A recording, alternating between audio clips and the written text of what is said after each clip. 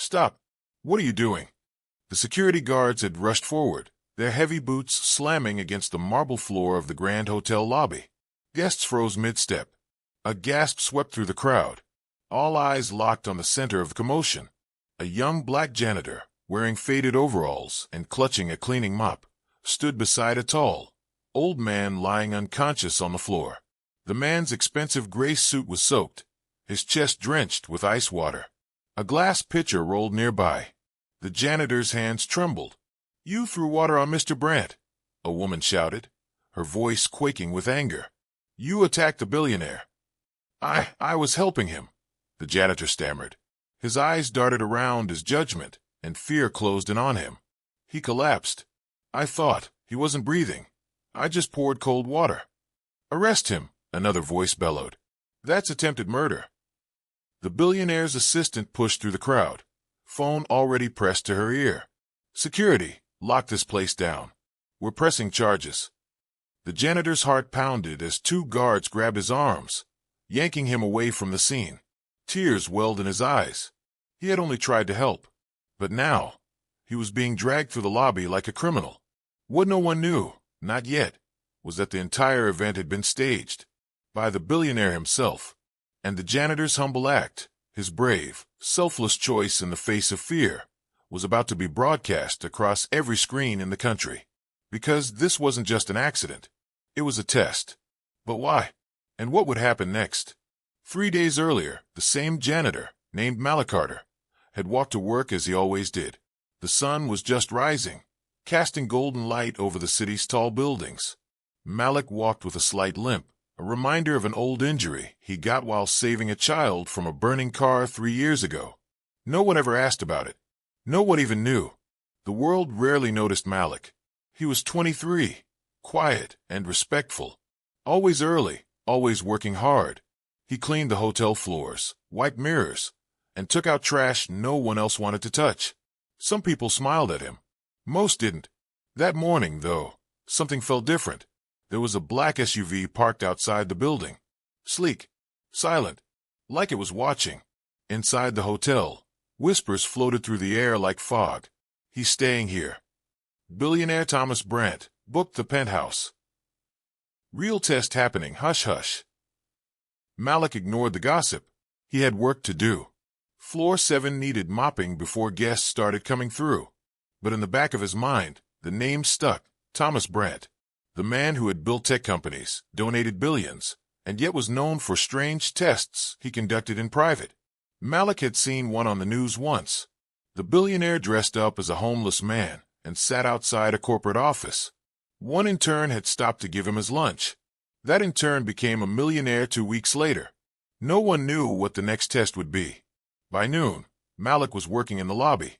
It was crowded, business people rushing, rich couples talking loudly, children tapping at iPads.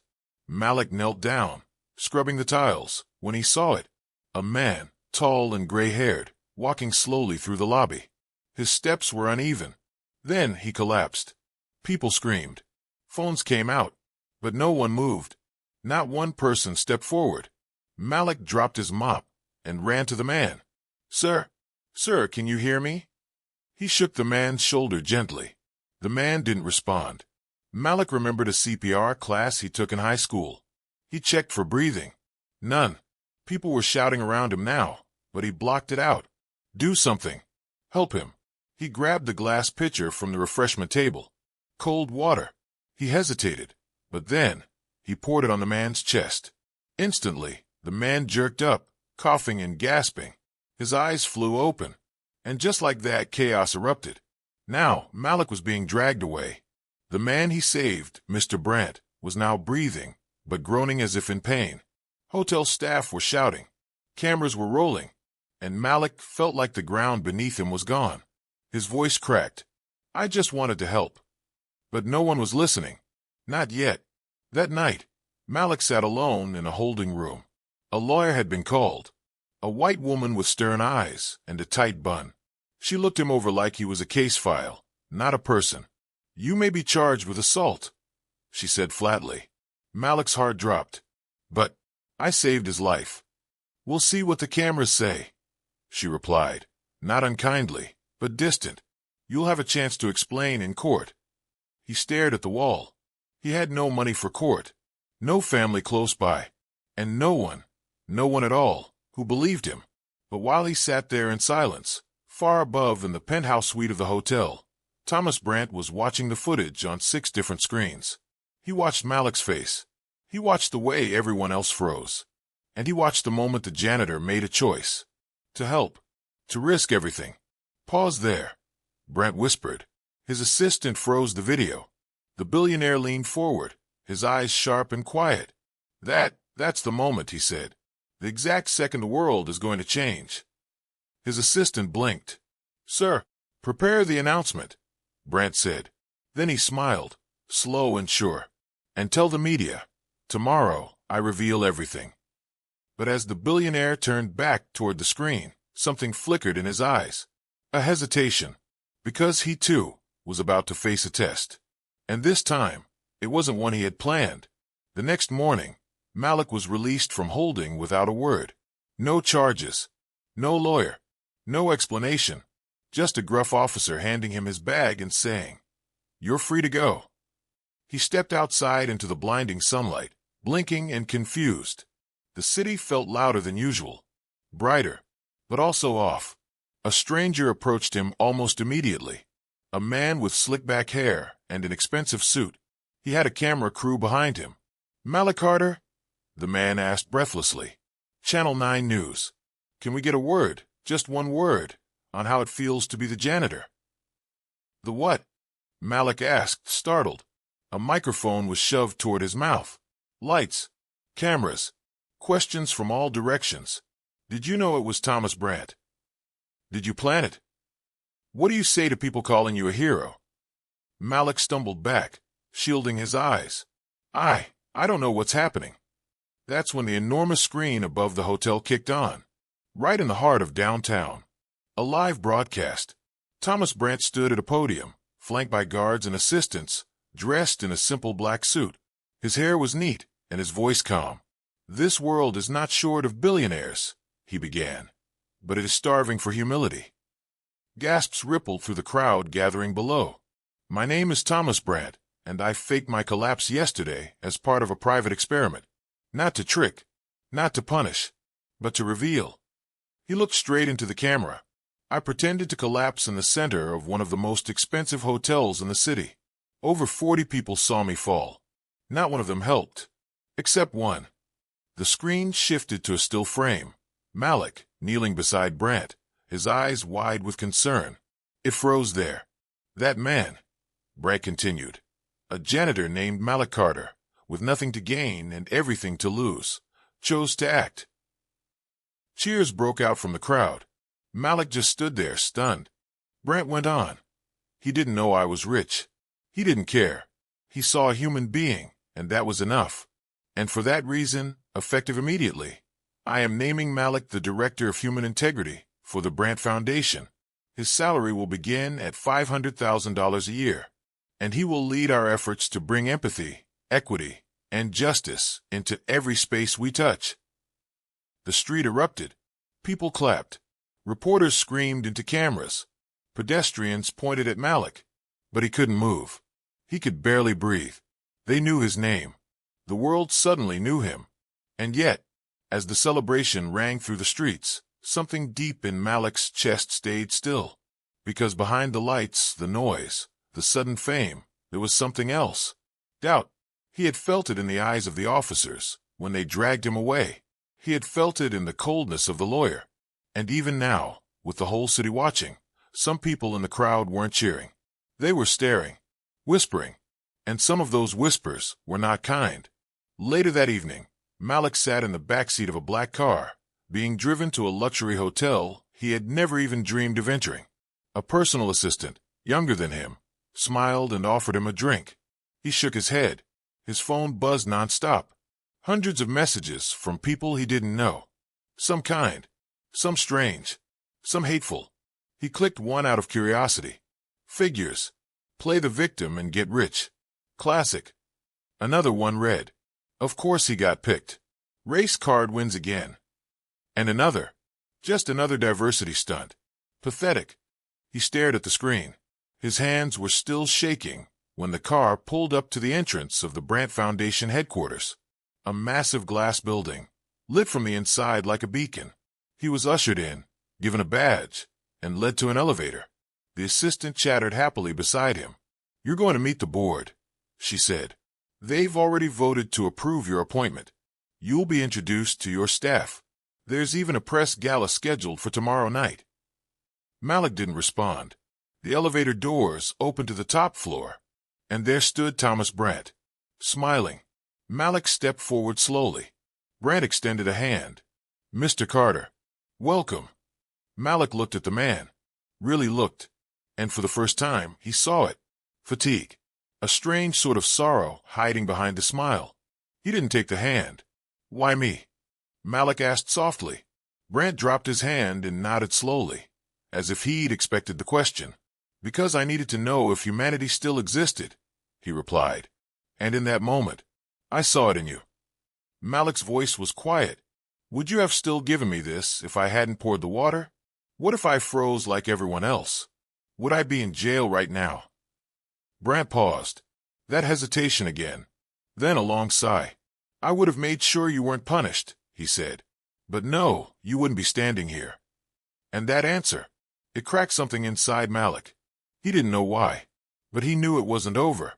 That night, as he sat alone in his new suite, overlooking the city skyline, Malik looked into the mirror.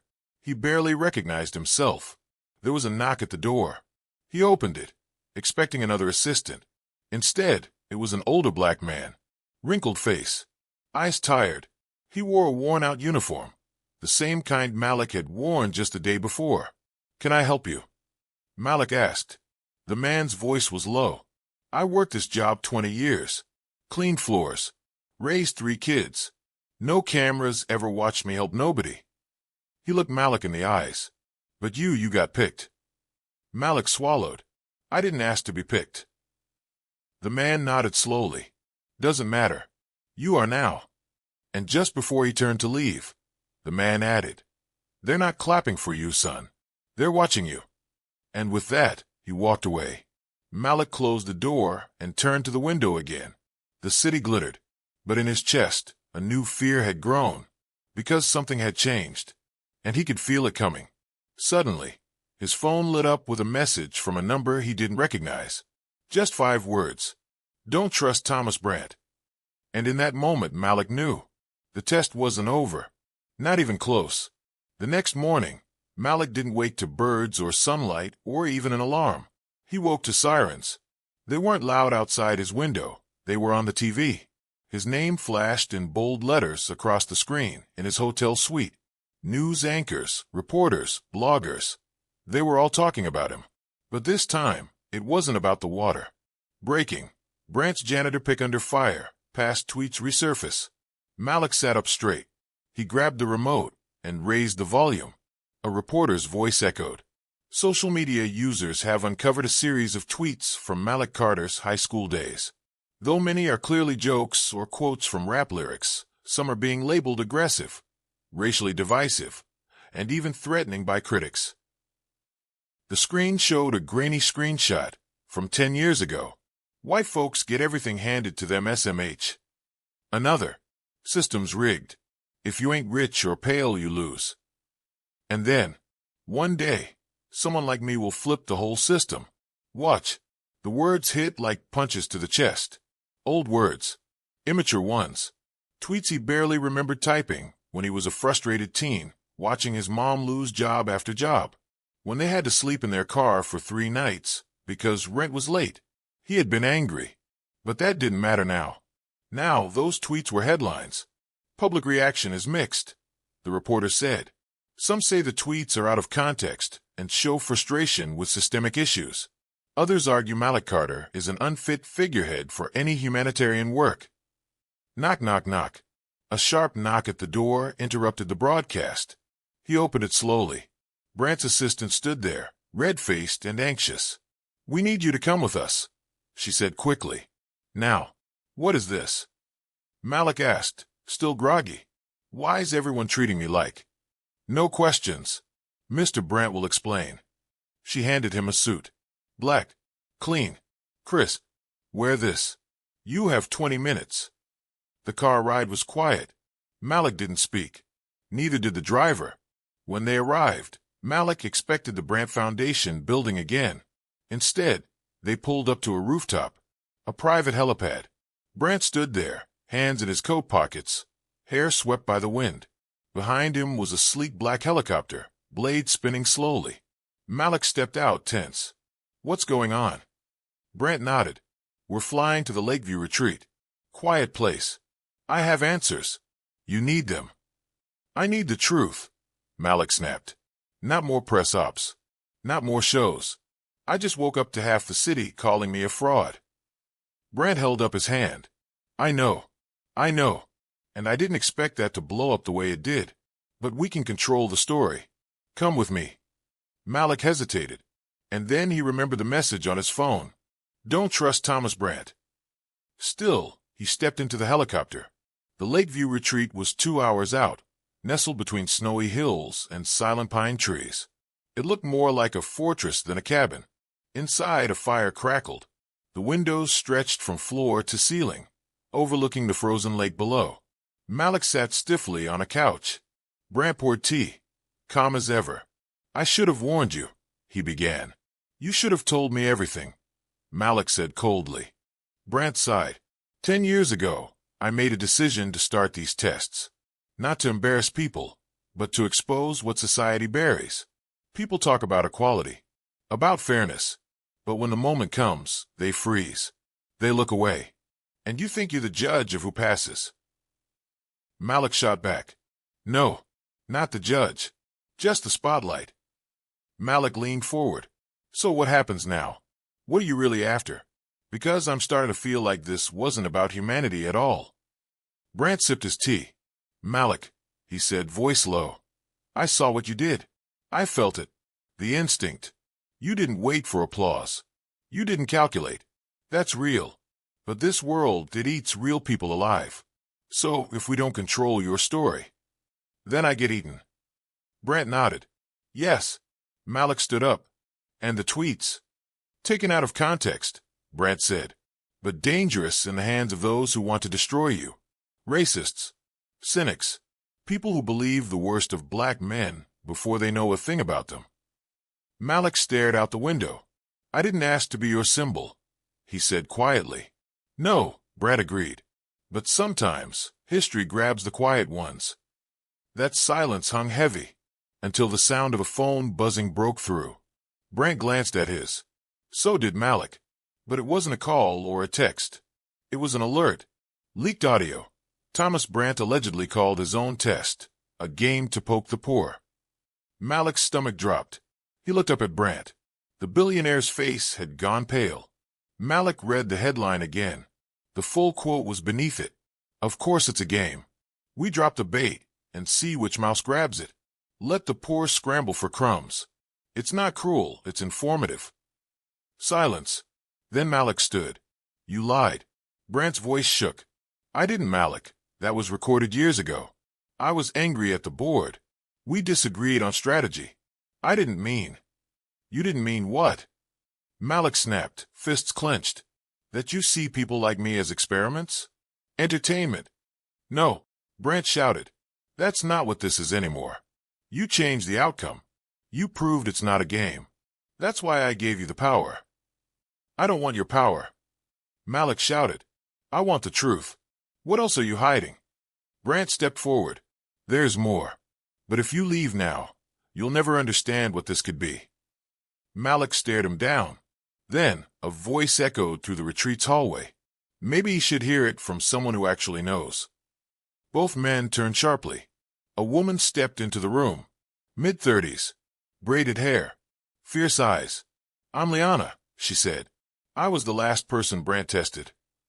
And as Malik turned to face her, his heart sank, because in her eyes, he saw a storm.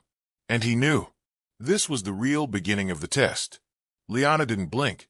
She didn't shake Malik's hand or smile or ease the tension in the room. She just walked over to the fireplace, tossed her gloves onto the mantel, and turned to face them both. So you're the new one, she said, looking Malik up and down. They always pick someone brown when the cameras are rolling. Excuse me. Malik shot back, still charged from his confrontation with Brant. I mean, they always pick someone who looks like redemption, she said.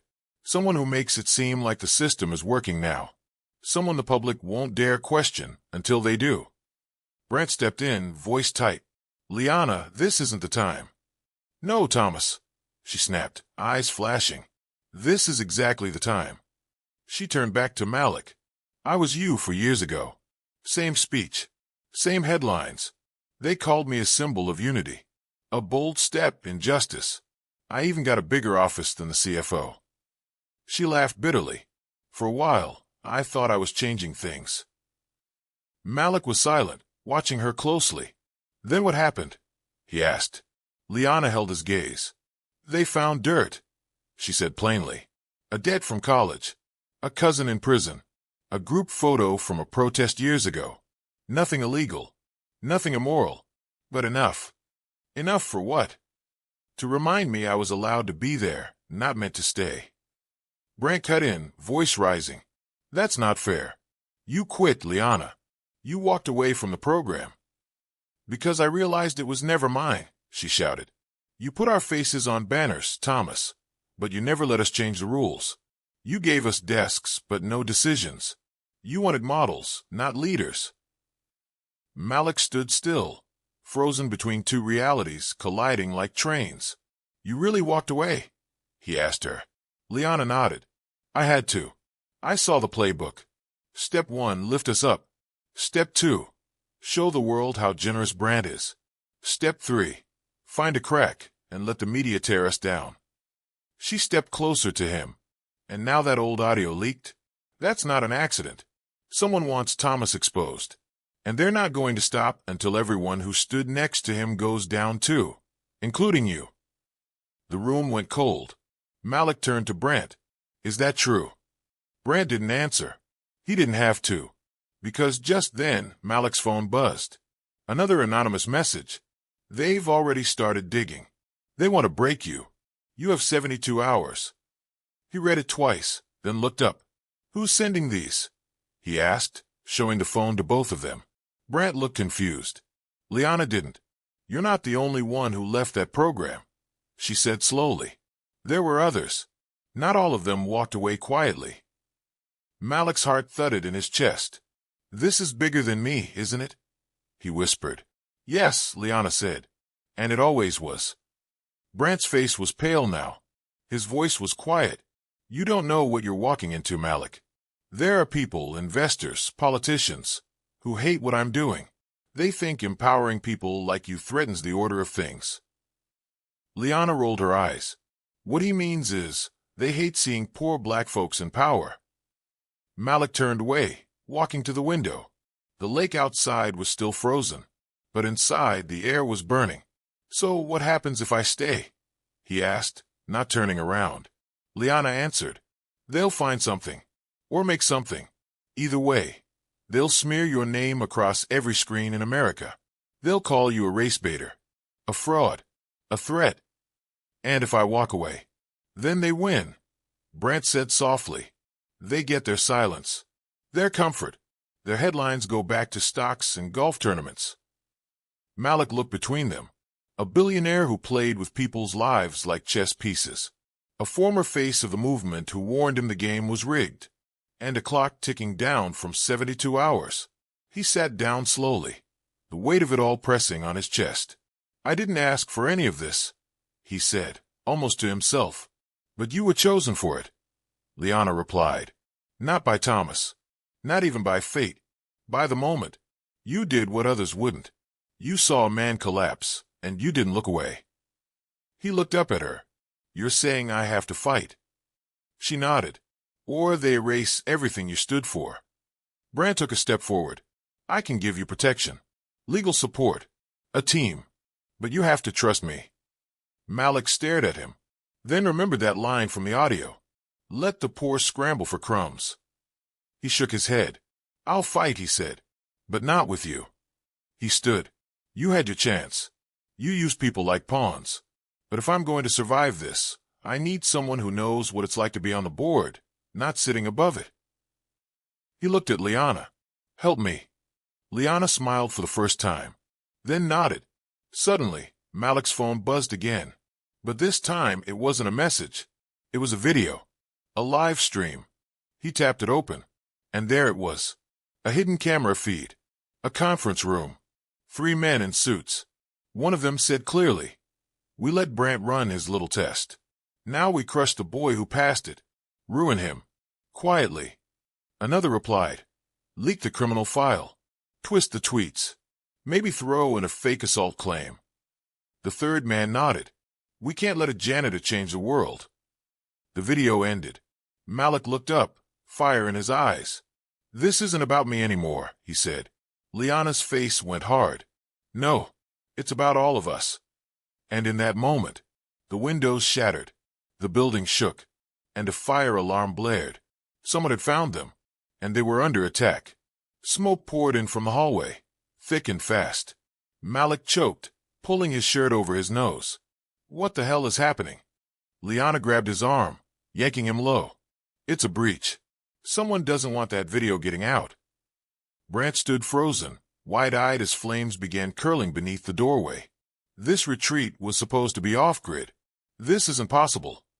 "Shut up and move," Liana shouted. She took the lead, racing toward the back of the lodge. Malik followed, heart pounding, eyes stinging from the smoke. Brant stumbled behind them. The hallway was already filling with fire. Ceiling panels popped from the heat. A support beam cracked and fell, missing Malik by inches. "Downstairs!" Liana yelled, shoving open a hidden door behind a bookshelf. They tumbled into a narrow stairwell, cold and dark. "Emergency tunnel," she explained as they ran. "Used it once when protesters stormed the place. Guess now it's our turn." The tunnel twisted for what felt like forever. Malik's legs burned. The air grew colder, then light. They burst out of a steel door and into the snowy woods. Far behind them, the retreat glowed red against the night sky. Malik fell to his knees, gasping for breath. Brant dropped beside him, coughing. Liana didn't rest. She pulled a burner phone from her coat, already dialing. "Get us picked up now," she snapped. "They found us." She hung up and turned to Malik. "You okay?" He nodded, barely. What was that?" Liana's jaw was tight. "A message." Malik stared at her. "They're willing to burn buildings to protect a lie." Liana looked at him, deadly calm. "And you still think this is about you?" He didn't answer, because in that moment, he realized something terrifying. It wasn't about proving himself anymore. It was about surviving the truth. A black SUV pulled up minutes later, snow crunching under its tires. A tall man stepped out, mid-40s, gray coat, sharp eyes. "This him?" he asked Liana. She nodded. "This is Malik." The man nodded once. "Name's Elijah. Used to be Brant's head of security. Until I found out what the tests were really for." He opened the back door. "We've got a place. Safer than here. You've got about 60 hours before they drop something big." Malik climbed in. "What kind of something?" Elijah handed him a tablet. On the screen was a file titled, "Operation Smear, Malik Carter Dossier." Inside were fake police records, fabricated assault claims, doctored videos. Malik's head spun. "They're building a case," Elijah said. "One that makes you look dangerous, angry, unstable. They want the public to fear you," Liana added, "because if they fear you, they won't believe you." Malik looked up, voice cracking. "But I was just a janitor." Elijah met his eyes. "No," he said. "You're a black man who made the world stop and feel. That scares the hell out of them." The car pulled onto the highway. Inside, Malik scrolled through the lies being built about him. His hands trembled. Liana watched him carefully. "You still in this?" Malik looked up. "I have to be," he said. "Because if they can do this to me, they can do it to anyone." She nodded. "Good." Then she handed him a flash drive. "What's this?" "Insurance," she said. "Something I took before I left Brant's program. Names, donors, people behind the tests." Brant groaned from the corner of the SUV. You stole classified records? Liana didn't even glance at him. I preserved evidence. Malik clutched the flash drive tightly. Then he looked out the window, watching the forest disappear behind him. He thought of his mom, of the man on the sidewalk, of the billionaire who offered him the world, and of the fire now devouring it all. He had 60 hours left to clear his name, to expose the truth, to survive, and maybe, just maybe, change everything. But then, Elijah's phone buzzed. He answered, face going pale. What? Liana asked. He put the call on speaker. A voice said, shaking with panic. They found your mom, Malik. She's gone missing. And just like that, the war became personal.